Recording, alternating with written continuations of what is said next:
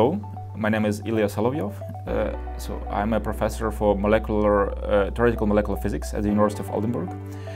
I moved here in the end of 2019, and I'm heading the quantum biology and computational physics group at the university. What we are trying to do, we are using physical approaches, physical principles to model and to try to understand how molecules interact and work inside of the cell. We're trying to utilize basically the machinery of theoretical physics and computational physics to really go into the foundations of important problems that have connections to fundamental questions, to medicine, to industry, to nanotechnology, if you like. And that's basically what we do. I think that we could offer many interesting possibilities that could be beneficial to industry partners. As highlight examples, I could probably mention specifically virtual screening and drug design.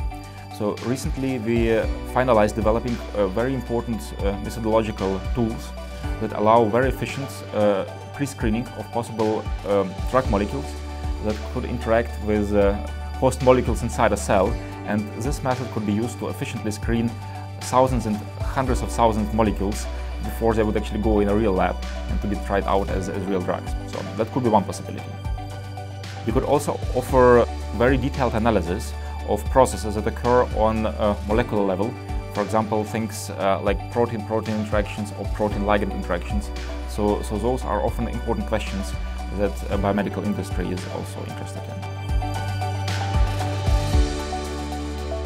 Well, I'm a scientist, so I really like what I'm doing. I like teaching younger generations of students. I like talking to my colleagues and do research projects.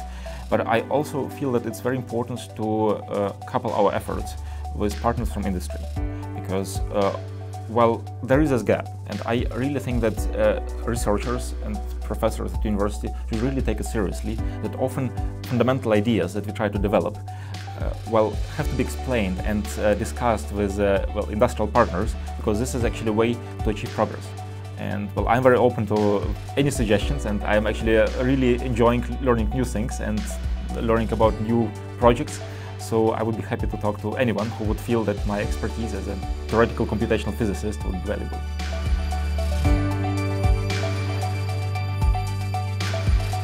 Well, we could offer different things. So we could offer basically service in form of hardware. So we are using very advanced computers, so really cutting-edge modern technology.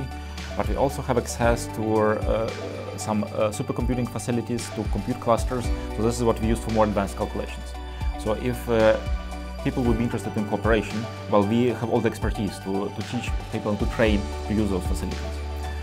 We can also offer services in form of educating people, so we can actually explain people how to use specific software to address specific problem.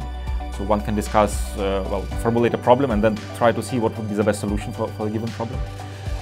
And I think also in some cases we could offer a possibility to actually solve problems for our partners.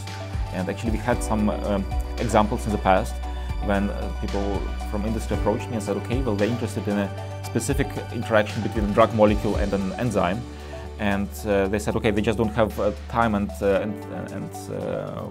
resources to do that, but they were actually willing if somebody in the group would join the project. And that kind of service we in principle could also provide.